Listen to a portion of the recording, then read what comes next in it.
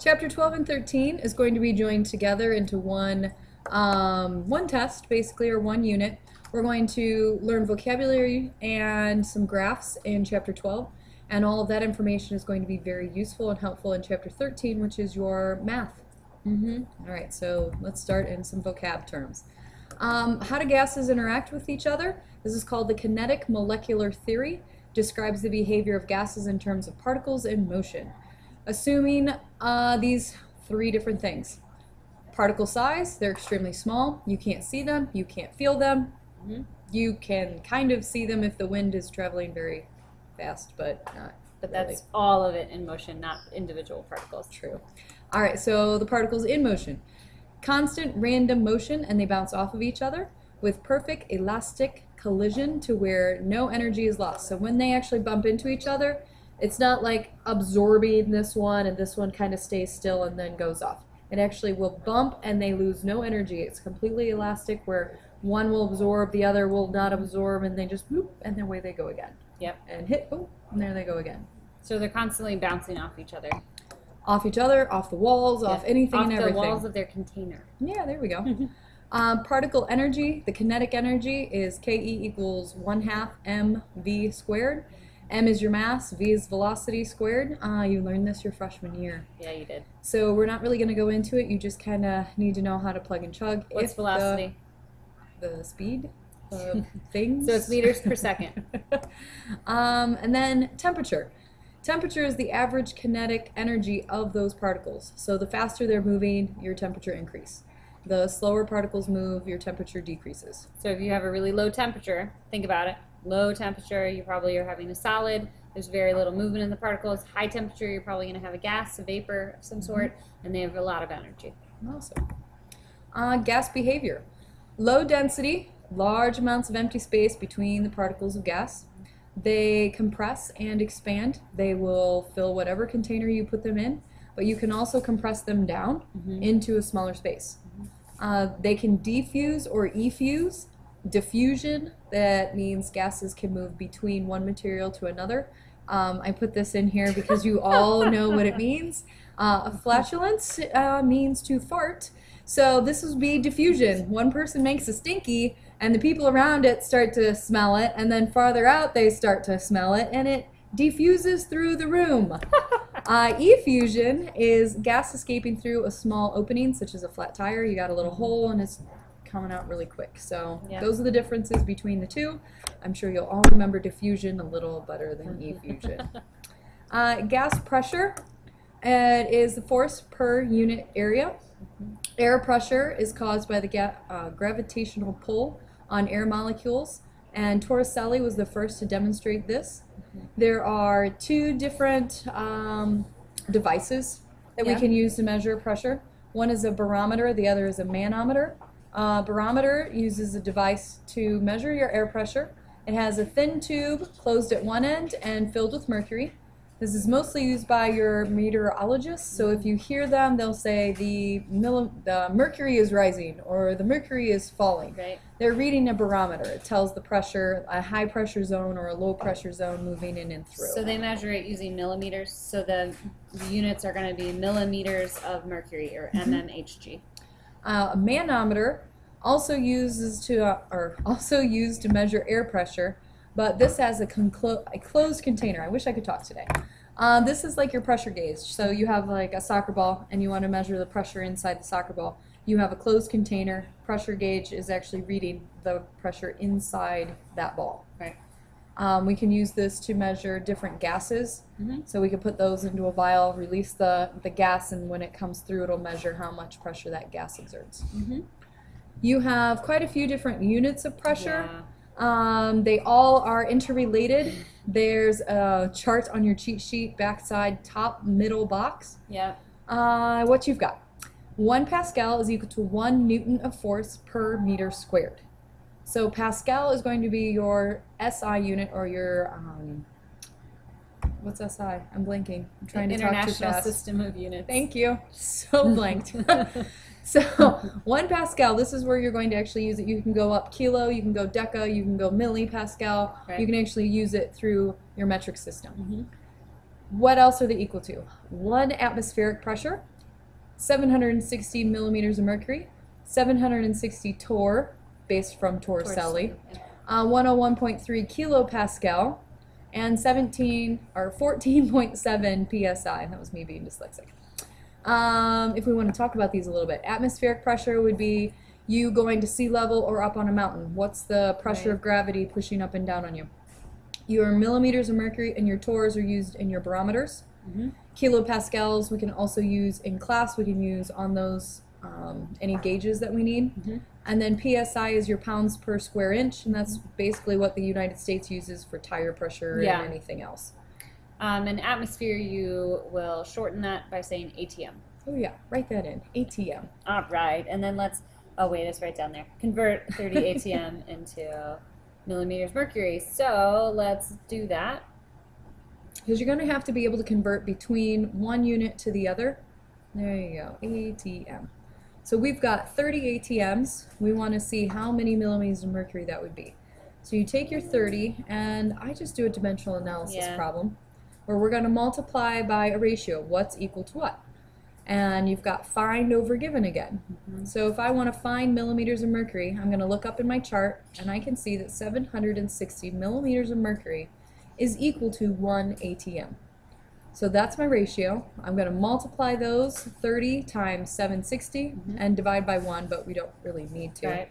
And you're going to end up getting 22,800 Okay. ATM. No. Oh, millimeters of mercury. Goodness gracious. Maybe I should take over. Maybe you should. This is really bad. Cross out your atmospheres, you're left with millimeters mercury. So your atmospheres are always going to be lower units than your millimeters mercury because, look, it's almost 1 atmosphere to almost 800 millimeters mercury. So it should be huge. yes. All right, moving on. Let's hope I can get a little better. Dalton's partial pressure law. Total pressure of a mixture of gases is equal to the sum of the pressure of all the gases in the mixture. So your total is each piece added up.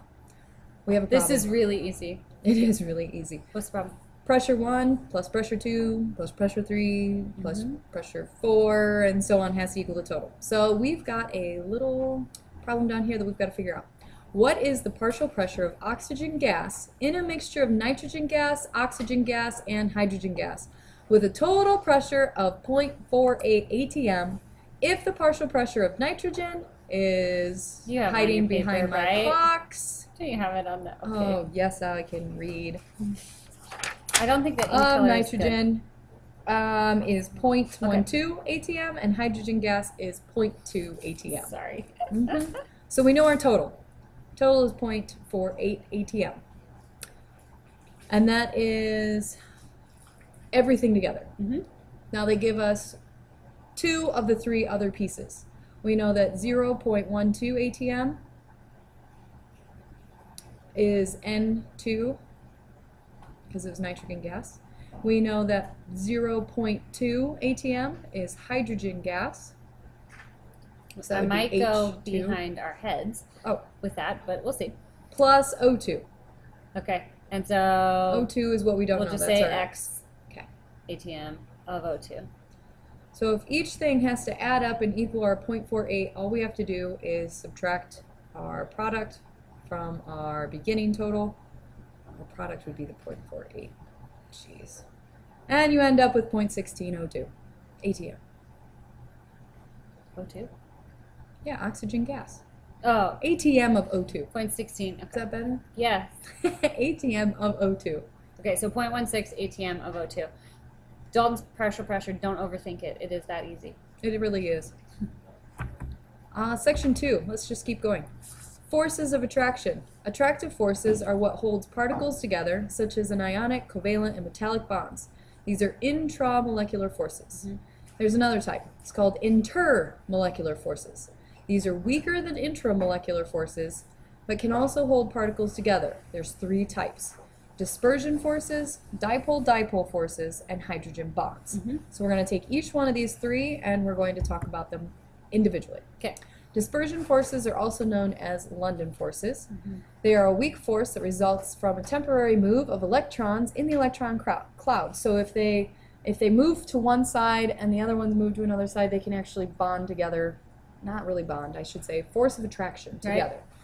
This happens between non-polar molecules, and it also is the reason why fluorine and chlorine are gases, bromine's a liquid, and iodine's a solid at room temperature.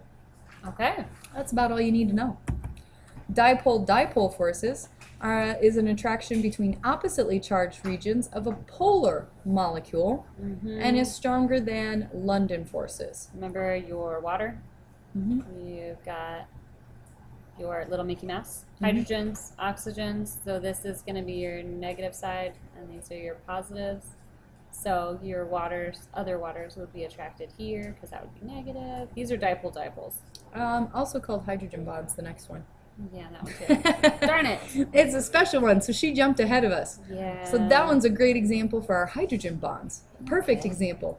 The hydrogen bonds deal with hydrogen bonding with fluorine, oxygen, or nitrogen. So it's very special, and it only goes between those three. Anybody else that's a polar molecule bonding together would just be the dipole-dipole. But your water bonding to other water, that's your hydrogen bond, and it's the reason why water is a liquid at room temperature, and it's the strongest of the three forces. So if we had hydrochloric acid, and it was bonded to, so chlorine would be bonded to hydrogen between the two molecules, that would not be a hydrogen bond? Nope, it's only a dipole-dipole. Okay. Because hydrogen only deals with hydrogens between fluorines, oxygen, and nitrogens. Okay. All right, 12.4. See how quick we're moving through this chapter 12? All right, phase changes. How do we move between solids, liquids, and gases? Phase changes, moving between the states of matter, will either require an input of energy or a release of energy. So we got a little chart here.